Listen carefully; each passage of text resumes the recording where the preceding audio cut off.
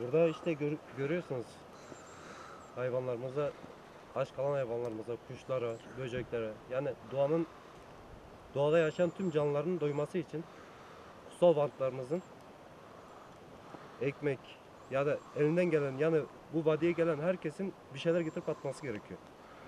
Çünkü bu vadi hepimizin, bu canlılar kutsal değerlerimiz bizim.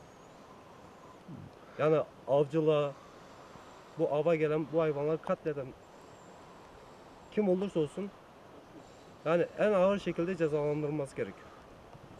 Ya başka da diyecek bir şey bulamıyorum. Siz buraya her geldiğinizde getiriyor musunuz Tabii şeyleri? ki getiriyoruz. Ya bunu herkesin yapması lazım. Her bireyin yapması lazım.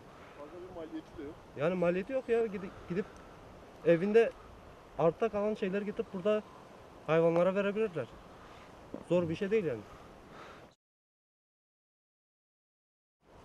Yani yapılması gereken her şeyi yapıyoruz. Fırıncıdan istiyoruz, ücretsiz veriyoruz. Ya tabii ki biz fırıncılardan istiyoruz ücretsiz. Yani güzel bir şey aslında. Duyarlı insanlarımız var. Burada hangi hayvanlar var? Yaban hayvanlarından, dağ Yani- keçilerinden. Her tür hayvan, dağ keçisi, ayı, yani yok yani bu bizim vadimizde her şey var. Keklik var. Ve görüyoruz arada çok burada yaşayan insanların bilinçsiz olanlar da var, bilinçli olanlar da var. Gelip doğasına sahip çıkan insan da var. Var mı? Geliyor, su içmek için geliyor, otlanmak için geliyor. Çünkü kar çok olduğu için hayvan yiyecek bulamıyor, sıkıntı çekiyor. Özellikle kuşlar. Yani bunu herkesin yapması gerekiyor yani.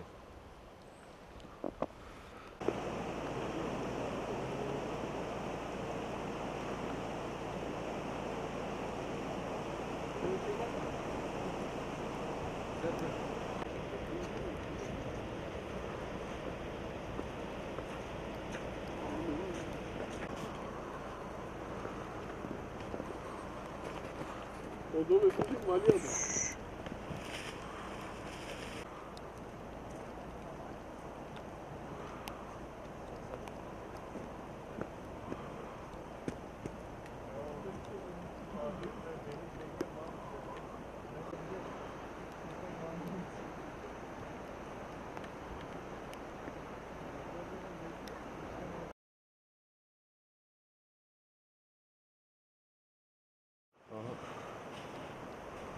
Şimdi onu getirdik, onu şey yaptı. Ona hiç yakışmıyor şimdi.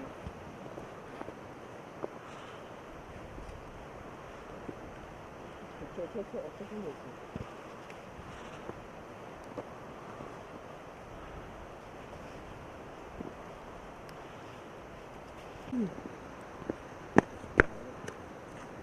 Açılıyor bunlar.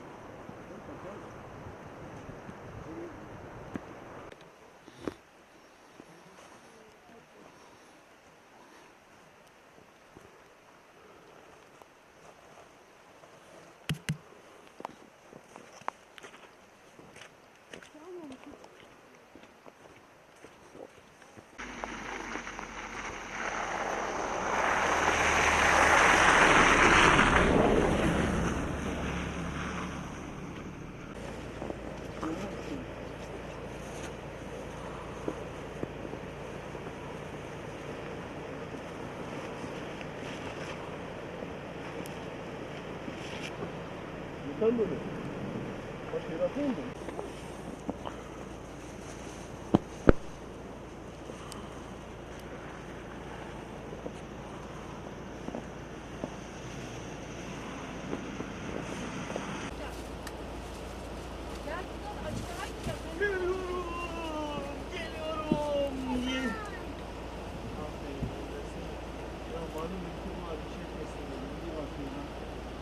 Yanaş. Yanaş. Yanaş.